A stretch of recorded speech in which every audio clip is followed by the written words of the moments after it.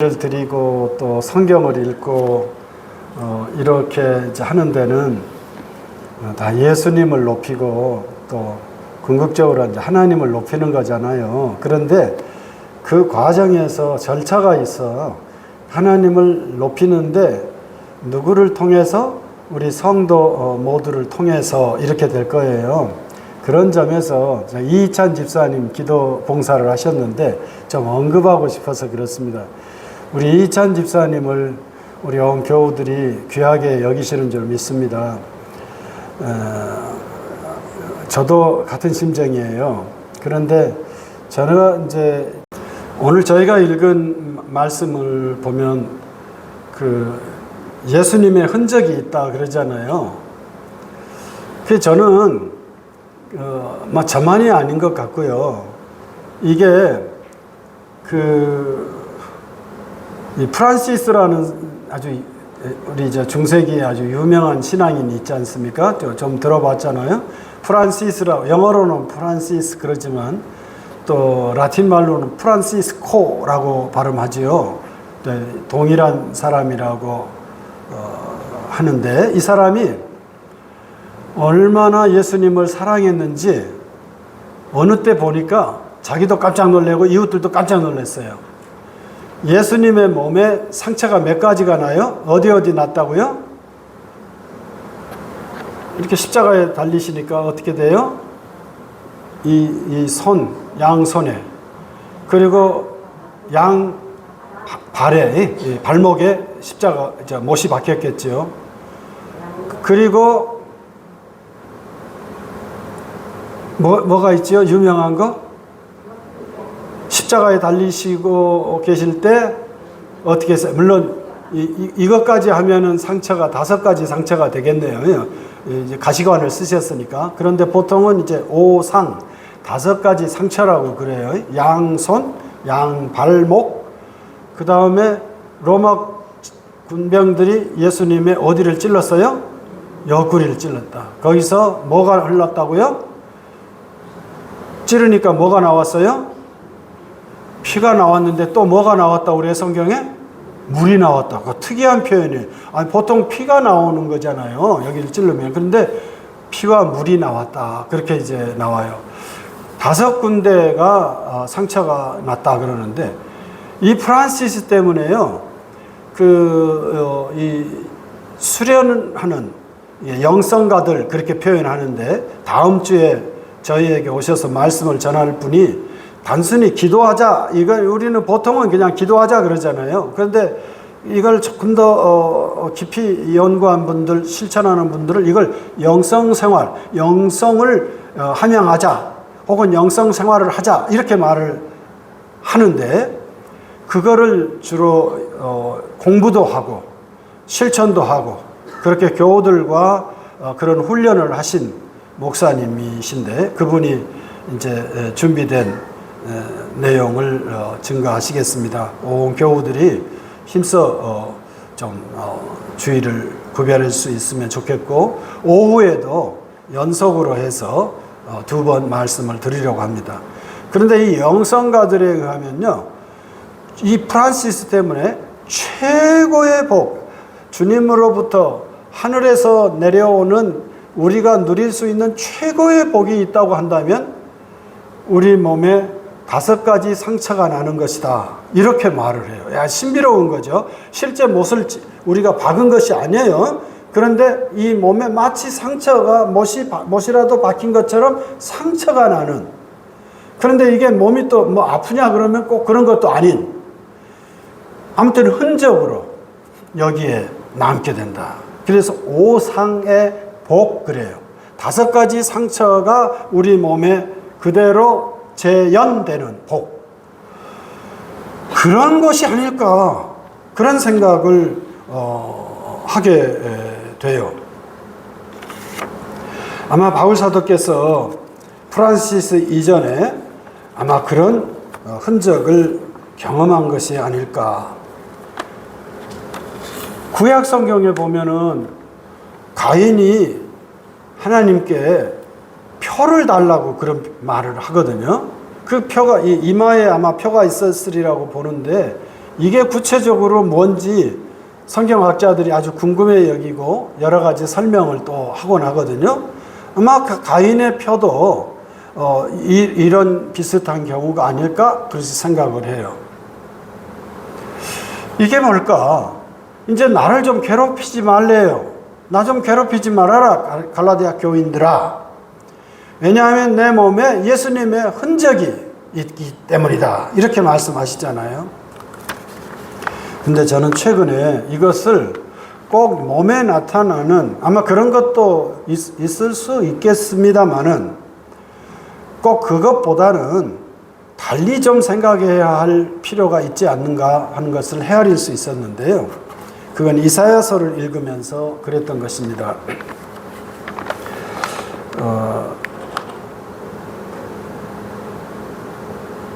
어느 분인지 우리 교우인지 제가 요즘 이렇게 헷갈려 해요.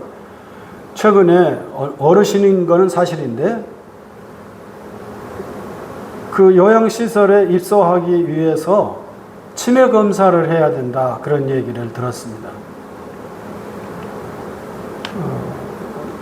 우연찮게 동사무소 갔다가 저도 치매 검사라는 걸 한번 했는데 아직 괜찮다 그렇게 판정을 하시더라고요. 근데 자꾸 이렇게 기억력이 떨어지는 느낌이 솔직히 있어요. 그래서 제가 하는 몇 가지 버릇이 있어요. 이렇게 기억력을 되살리기 위한 제 나름의 방식인데요. 왜 베트남을 꼽았는지는 모르겠어요. 베트남이 남과 북으로 갈라져 있을 때 북쪽의 수도가 뭐죠? 하노이예요. 그리고 남쪽은 사이공이었는데 이제 남북이 통일이 됐잖아요. 통일이 되고서 이 사이공이 무슨 이름으로 도시 이름이 바뀌었죠? 뭐라고 그러죠? 호치민. 그런데 저는 이 둘을 다 생각을 해야 되는데 어느 때 갑자기 베트남의 도시 이렇게 하고 제가 기억을 하려고 그러면 어느 한쪽이 생각이 전혀 안 나는 거예요. 완전히 뭐 그냥 지워진 것처럼. 그래서 막 그 애를 써요. 그러다가 겨우 하노이, 호치민. 그러면 얼마나 기분이 좋은지 몰라요. 아, 제가 이 기억력을 이렇게 지켜가는 지표로 여기면서 이 하노이, 호치민을 이렇게 기억을 한답니다. 최근에는 이제 어머니네 집 부근에서 그 잡초를 보면서 교우 여러분, 그 쇠비름이라는 그 잡초 생각이 나는지 모르겠습니다.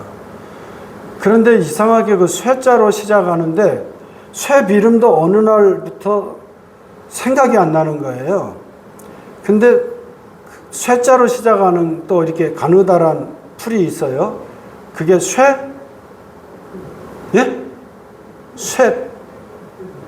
쇠뜨기. 그래서 그 마을 분들한테 제가 들었어요. 이 쇠뜨기는요, 막 이렇게 잘 자라는데, 그래서 뽑잖아요. 이제 농부들이 뽑으면, 그리고 뽑고 가겠잖아요. 그러면 쇠뜨기가 그런데, 갔냐? 나 여기 있다? 금방 자란데 이게 마디풀이여가지고 쑥쑥쑥 진짜 갔냐? 나 여기 있다? 그런데네, 이 쇠뜨기가. 근데 이 쇠자로 시작을 해서 이 풀을 이름을 생각이 안 나는 거예요. 쇠뜨기 그렇게 했다가 또 며칠 지나면 전혀 생각이 안 나요. 그래서 제가 나름대로 쇠뜨기, 뭐라고 그랬죠? 쇠비름. 이거를 연결해서 자꾸 이렇게. 그래서 제 나름의 기억력을 이렇게 이어가려는 노력입니다. 근데 교우 여러분, 이런 방식으로 각자 아마 하고 계신지도 모르겠어요. 그런데 성경, 이사야서를 통해서 성경을 좀 소개하고 싶어요. 이사야서에 보면은, 이사야서라고 하는 성경은 다른 곳을 잊어버릴지라도 적어도 이 네 곳의 성경은 잊어버리면 안 됩니다. 이렇게 쇠뜨기처럼 소리 지를 수 있을 것 같아요. 그게 뭔가 하면 따라서 합시다. 42장, 49장, 50장, 53장, 네, 이거를 지난 어느 때 좀 소개한 적이 있죠. 6절에 또 착안을 해가지고 6절을 근거를 해서 좀 기억하시라는 뜻에서 그래 보았습니다. 이거는 여호와의 종의 노래예요. 네 군데가 이렇게 나오는 거예요. 그런데 진짜 이 네 군데 이 절까지는 부탁을 안 드리고요. 장이라도 꼭 하루에 한 번씩이라도 이사야 42장, 49장, 50장, 53장 이렇게 좀 자꾸 기억해 주셨으면 좋겠어요. 성경의 다른 것은 잊어버릴지라도 이 네 곳의 장이라도 기억하고 계시면 아주 우리가 기억력을 그렇게 유지해 가는데 도움이 되리라고 믿습니다. 앵콜 하신 우리 홍영자 권사님 시험해 봅시다. 네 군데가 어디라고요? 금방 잊어버렸어요? 네, 그러면 다시 한번 해봅시다. 42장, 49장, 50장, 53장. 그래서 42장에는 뭐가 나오는가 하면은 우리 교우들은 이 기도하시는 거 보면은요, 교회마다 좀 특징이 있어요. 제가 이전에 있었던 오탄교회, 지금은 장로님이 되셨는데, 이분은요, 입만 열면 물고기가 물 밖에서 살 수 있을지라도 그리스도인은 예수님 밖에서 살 수 없나이다. 이렇게 꼭 그분은 기도해요. 물고기가 물 밖에서 지가 어떻게 살겠어? 그런데 그런 일이 있다 손 치더라도 우리 예수 믿는 사람들은 예수님 밖에서는 살 수 없습니다. 이 장로님은, 이제 나중에 장로님 되신 이 집사님은 늘 기도를 부탁드리면 이 말로 기도를 시작을 해요. 우리 교우들은 별로 이 42장의 이 내용을 잘 언급을 안 하시더라고요. 근데 어떤 교회 가면은요, 진짜 그 교회 교우들은 이 내용을 한 주에 한 번씩 들을 것 같아요. 이 교인도 말을 하고 저 교인도 말, 하루에 한 번은, 한 주에 한 번은 듣는 거예요. 뭐냐면, 상한 갈 때도 꺾지 않으시고, 뭐예요? 꺼져가는 등불도 그저 누가? 여호와의 종이 그런다는 거예요. 여호와의 종을 하나님께서 보내실 터인데 이 여호와의 종이 이르게 되면 상한 갈 때도 꺾지 않으시고, 이게 무슨 뜻이에요? 연약한 자도 품으신다는 좋은 뜻이잖아요. 49장에는 뭐가 나와요? 여호와의 종이 와서 우리를 이방의 빛으로. 그런데 이거는 그분에게 쉬운 일이래요. 어려운 일이 아니야. 아주 쉽게 할 수 있는 일이요. 그러니까 그분을 기다려라. 이렇게 기대감을 줘요. 50장에 가서는 또 뭐를 말을 해요? 갑자기 예수님을 기억시키는 수염을 뽑는다고 그래요. 뺨을 때린다고 그래요. 수염을 뽑고 뺨을 때리는 그런 모욕을 여호와의 종이 겪는데요. 그러더니 53장에 가서는 우리들이 잘 아는 것처럼 우리가 사순절이나 고난주간에는 꼭 읽게 되는 성경 아닙니까? 유명한 성경. 특히 6절에 의하면은 우리가 다 양 같다 그래요. 그래서 그릇된 길로 갔지만 그분으로 인해서 우리가 제 길을 가게 됩니다. 이렇게 고백을 하잖아요. 근데 저는 이게 참 재밌어요. 우리가 다 양 같다. 양 참 아름다운 동물인 것 같잖아요. 가축인 것 같잖아요. 근데 얘 진짜 고집세대예요. 누구와 비슷해요?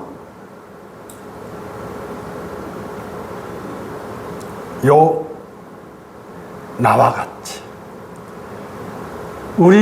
우리가 참 순해요. 교회에 오시는 분들은요, 어느 날부터 그냥 제가 깜짝 놀랐습니다. 교회에 오는 분들, 이 시대에 우리 교동교회 오시는 분들은 정말 소중한 분들이에요. 그래, 우리 언제 한번 해봤죠? 귀한 분들입니다. 한 번만 다시 해볼까요? 우리 이지영 집사님, 그 옆에 앉아 계시는 분이 누구죠? 아내인가요? 네. 시작. 자, 우리도 따라서 합시다. 참 귀한 분들입니다. 귀한 분이시네요. 우리 선장로님 참 귀한 분입니다. 정말 귀한 분이에요. 예? 우리 다 귀한 분이에요. 우린 좀 남달라요, 사실은. 교회 다닐 정도로. 그런데요, 가만히 이 양은 보면요, 엄청나게 고집이 세대요. 지 길만 가. 그래서 이스라엘 같은데 이 양들 염소는 조금 더 그렇습니다만은 이렇게 그 목축 하는데 이렇게 가보면요, 이렇게 가로줄, 산 같은데 언덕이요, 가로줄이 쭉쭉 그어져 있어요. 왜 그래요? 개들은요, 다니는 길만 다녀요. 이쪽이 풀이 더 많다, 이쪽으로 가라. 그가 말 안 듣는 거예요. 다 양 같대요. 겉으로 보면은 부드러운 것 같은데 어떻게나 자기 고집이 있는지. 그래서 주님의 종이 와서 고난을 겪고 그래서 우리가 온전해졌습니다. 이렇게 노래를 하거든요. 자, 이게 하나님의 계시거든요. 근데 42장에서는 자비로운 분으로 소개를 해요. 그런데 이게 시간이 흐르면서 49장에 오면서 50장 거쳐서 53장에 오면 이 내용이 아주 심각한 내용이 되고, 그리고 이분이 스스로 고난을 당하는 모습으로 나타난다는 점입니다. 이게 계시가 진행되면 될수록, 자, 이게 조금 어려운 표현을 했어요. 계시가 진행되면 될수록, 그러면 우리 피부에 와닿는 우리의 그 평범한 말로 하면요, 성경을 읽으면 읽을수록, 성경을 한 번 읽은 분은 이렇게 안 돼요. 그런데 성경을 2번 읽으면요, 읽을수록 53장에 나오는 여호와의 종의 노래의 의미를 이해하게 되고, 3번 읽은 사람은 2번 읽은 사람보다 훨씬 더 이 내용을 알게 되고, 10번 읽은 분들은 우리 김순옥 권사님, 주님의 나라에 이르셨습니다만, 그분은 80번을 읽고, 성경을 80번을 읽고 주님의 나라에 이르셨어요. 그러니까 주님의 계시에 가까이 가면 갈수록, 밀접해지면 밀접해질수록 무엇을 알게 되는가 하니까, 이 여호와의 종이 얼마나 고귀한 신분입니까? 그런데 고귀한 신분이 점점 자기 자신을 낮추는 모습으로, 와, 이런 모습으로 여호와의 종이 자기를 드러낼 수 있단 말인가? 깜짝 놀라게 되는.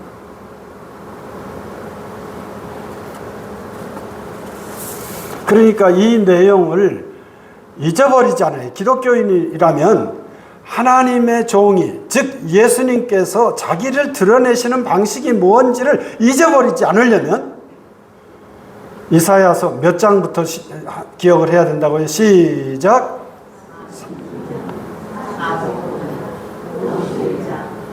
예. 이거를 기억하시면, 우리 주님, 하나님께서 이사야를 통해서 하나님의 종을 계시하셨는데 우리 그리스도인들은 그 종이 예수님일 수밖에 없구나. 왜냐하면 신앙이 깊어질수록, 시간이 흐를수록, 계시가 진행될수록 우리 예수님은 십자가에 이르실 모습이 우리들의 눈에 선명하게 드러나니까, 이거를 기억할 수 있기에 네 곳의 성경 다음 주에 확인할 테니까 꼭 기억해 주셨으면 좋겠습니다.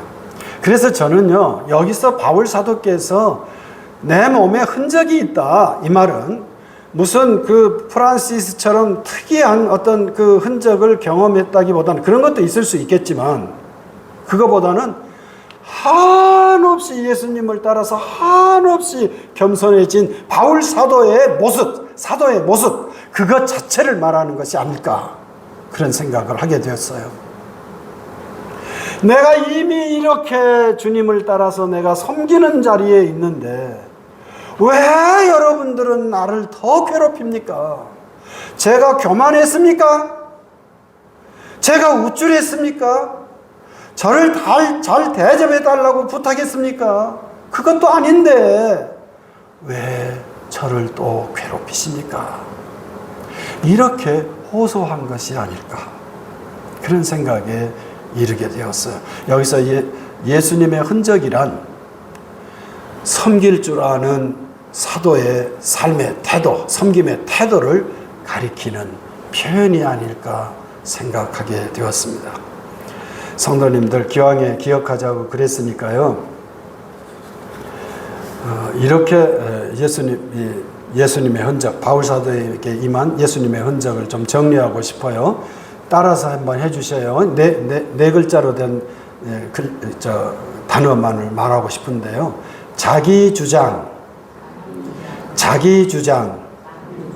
예, 자기를 드러내는 거예요. 이건 여호와의 종의 모습이 아니에요. 자기를 드러내면서, 그런데 이것의 정반대가 되는, 자기를 너무 또 이렇게 존재감을 잃어버리고 자기를 너무 그렇게 하는 거는 뭐라고 그랬어요? 자기 비하. 예, 선장님 잘 말씀해 주세요. 따라서 합시다. 자기 비하. 예, 조금 또 다른 말로 하면 굴종이라는 말 있잖아요. 막 굽신 아니면 어쩔 줄 몰라서 그러는 거. 자기 굴종도 비슷할 수 있겠어요. 자기 비하에. 그런데요, 예수님의 흔적을 지닌 이 사도의 모습, 우리도 예수님의 흔적을 지닌 그리스도인의 모습은요, 자기 주장도 아니고 자기 비하도 아니고 자기 뭐가 되겠어요? 김영재 권사님의 입이 달싹 하셨어요. 자기 존중. 따라서 합시다. 자기 존중. 자기는 존중하는 거예요. 이 자기를 존중할 줄 아는 사람이 누군가를 섬길 줄 아는 거예요. 자기가 우쭐한 사람 치고 누군가를 섬기지 못해요. 자기 비하에 빠진 사람, 굽신만 하는 사람은 절대로 상대방을 제대로 섬길 수 없어요. 그런데 자기를 존중하는, 내가 예수님으로 인해서 얼마나, 제가 말씀드렸죠. 100원 주고 산 물건은 얼마짜리? 1000원 주고 산 물건은 얼마짜리? 10,000원 주고 산 물건은 얼마짜리? 예수님 주고 산 우리는 얼마짜리? 예수님짜리. 우리 한 사람 한 사람은 예수님으로 말미암아 구원받은, 예수님께서 피 흘려 사신 예수님짜리. 또 따라서 합시다. 예수님짜리. 오늘 김 목사가 왜 자꾸 저렇게 따라서 하라고 그러지? 기억하기 위해서 그래요. 금방 잊어버리기 때문에. 예수님짜리인 것임을 자기가 아는 사람은 자기를 비하하지도 않고 자기를 주장하지도 않고 자기를 존중할 줄 아는 사람이 되는 줄 믿습니다. 그래서 자기를 존중하는 참 귀한 자기의식을 가지고, 그리고 내 이웃을 이렇게 존대하고 섬길 줄 아는 그리스도인으로 살아가는 성도의 길을 다 함께 가십시다. 그런 의미로 찬송가 400